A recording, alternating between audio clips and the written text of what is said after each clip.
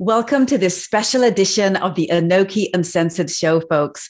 I'm your host, Raj Girn, and I'm thrilled to be chatting with Michelle Ranavat, the founder of the Ranavat beauty brand and its incredible contribution to advocacy in the beauty space, for which Michelle is being honored on the ANOKHI Advocate list, commemorating the 19th anniversary of ANOKHI Life service to the global South Asian community. Welcome to the show, Michelle, and a huge congratulations for making this honor. Oh, thank you so much. It's such a pleasure and honor to be here. Well, I can't wait to kind of dive right in. But before we do, let's just give people a little bit of information about your company. So Ranavat is an internationally renowned beauty company based out of California, which supports the preservation of ancient traditions in beauty, along with skilled artisans that work from generation to generation.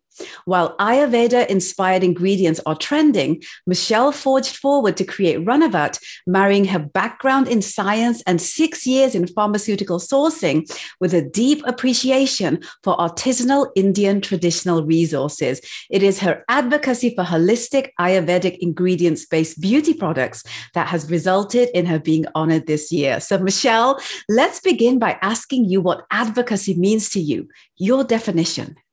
So advocacy to me is really championing, in short, really taking someone that may not be able to step into their power for whatever reason. In our case, it's really artisans that are getting, pushed aside for machinery, faster turnaround. We're just losing some of that artistry and deep knowledge that we've had for generations. And so to me, advocacy is about bringing awareness, championing, and really just empowering those people.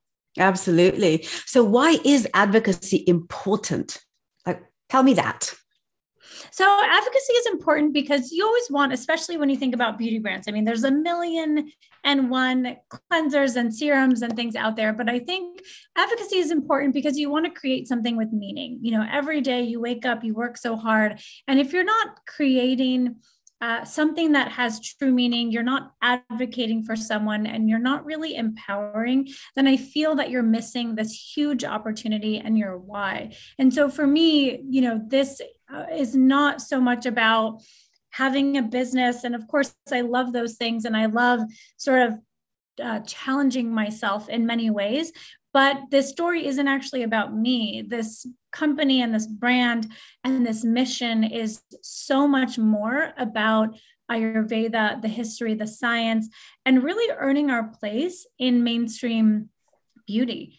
Seeing all of these incredible treatments from, different areas like Europe and Asia, Korea, things like that. I would love to see India and South Asia really have its moment in mainstream. And it really has been. I just don't think there's that awareness and that education. And I think that's where advocacy comes in.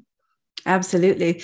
So, Michelle, I want to ask you this. Can you share with me and our community here why it's so important for people to incorporate a sense of advocacy into their lives, be it personal, professional, spiritual, or all of the above? I feel that you've answered the question, but let's encapsulate it for everyone. Yeah, for me, I think it's a simple word, which is intention. And I carry that throughout my entire day. So whether I'm doing my skincare routine, I want to do my routine with the best of intentions, right? You can just kind of take a serum and throw it all over your face and just move on with your day. Or you can take a moment, really connect with either that product or that meaning. For example, saffron is very calming. There's, monks wear saffron colored robes because it really links to purity and symbolizes calm.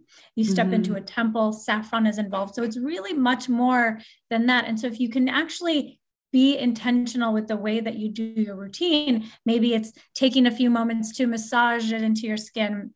Maybe it's taking a couple deep breaths. Maybe it's connecting with the root or the origin of that product. I think you have a completely different experience. And so that's really where advocacy comes into the mix. It's about really building that level of intention. It's not doing something to do it, but if you are advocating for something or someone, whether it be honestly yourself and your self-care routine and treating yourself the way that you deserve to be treated, or you're thinking about, the people and the teams and the generations behind something like the saffron serum. It doesn't really matter where that comes from. It just matters that you're doing things with intention, and that, advocating is truly important, because then you're taking control of the situation and you're bringing yourself into that power. Let's talk about how important advocacy has been in the last year, Michelle. And based on everything that you've said so far, based on even the last couple of years of, some of the things that we've had to deal with on a global scale, what have you seen that has stood out in our world that is kind of, really changing to meet people where they're at, rather than the conditioning and the fitting into historical preconceived ideologies? Like, what have you personally seen that you think is something that we need to note? Well, I think that embracing our own uniqueness and creating that into our superpower is something that I found to be really empowering. And I think that is a part of advocating for yourself, is to, instead of taking things that make you different and having them bring you down, actually using them as something that you are proud of. For me, and I think many people can relate to growing up as a first generation South Asian American, there were so many things that I was called different for.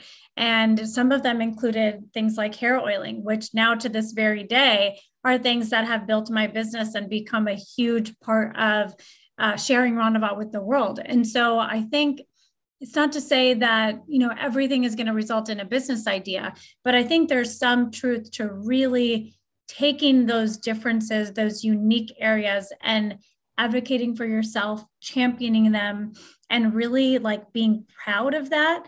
And I think that even kind of links to Ayurveda. I think even in India for a while, there was this it's all about imported products or Western products that work more. And we started to ignore, and we started to think that because it was so old or ancient, that it wasn't really relevant. But look, today, if anything, this past year has taught us meditation, mindfulness, all of these things that are actually very old practices are more than relevant. So there's really no such thing as just because it's old or dated means that it doesn't have a place in our modern world. So I think all of that together really sort of encapsulates the way that I feel about advocacy and really just empowering ourselves.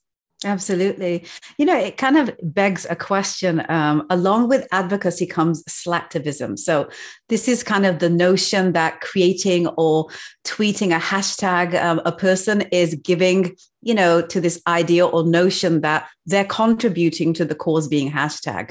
What's your philosophy around paying, quote unquote, lip service like this, rather than actioning the cause? What, in your opinion, are the pros and cons? I think any level of being excited about the cause or any level of support is, to me, positive. I think you're just, maybe if you're not the one that you're just retweeting and you're not doing anything about it, but maybe that goes to someone that does do something. I just think that there's no contribution too little. And I think of that on social media all the time. There's some people that will like a video, or some people will review it and not like it. And there are some people that will comment and that will share it. There's all different levels of interacting with your content. Same with activism, so many different levels. Even if you're just sitting at home and you're thinking positively about something that you want to do, or a cause, or you're just even empathizing with that person, I think that's great. You're putting something out into the world that's helpful. And I think there's no contribution too small. Absolutely. I love that. I'd love to ask you, can you share a challenge that stands out for you? Something that you've had to overcome when it comes to voicing your support for a cause you believe in? Share that with our community here. I would say that there's so many different levels of challenges. And I think, if in some ways I can think of myself as someone that I have had to overcome in many ways, right? Starting out Ranavat, I wasn't an influencer. I still don't really consider myself any type of influencer.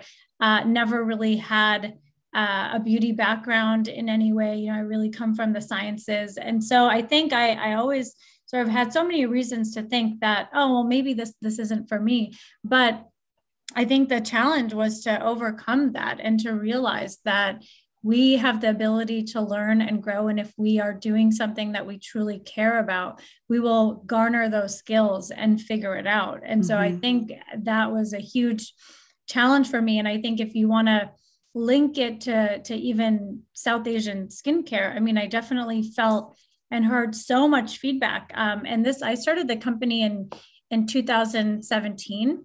And so back then, I know it's not so long ago, but, believe it or not, the word Ayurveda, you say it to buyers and they were just like too complicated. People don't really care about it. We're not sure if it's a trend or not. And then, fast forward to 2020, when many people turn to self-care and turn to these ancient traditions, I think and also even championing culture. That was a part of the 2020 movement and awakening that had happened. I think all of those things combined really started to open the eyes of people in the beauty industry to realize, like, wait a minute, maybe Ayurveda does deserve a spot here. And I had to advocate for myself so much and for our community to really say that, look, Korean beauty isn't for Koreans, it's for everyone. Indian beauty and our traditions are not just for South Asian, they're actually super helpful for everyone. And we should be sharing this. The ingredients are incredible. They work well for the skin. This is something that should not just stay within ourselves. And so it took a lot of work to get through.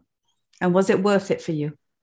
Oh, I mean, that's like what I do, right? Like that's what inspires me and drives me every day. So of course, yeah. I mean, that to me, of course, the outcome is something that I'm excited about and motivated by, but that's not my why. Like I always focused on, I'm just passionate about sharing the education around it and bringing the awareness.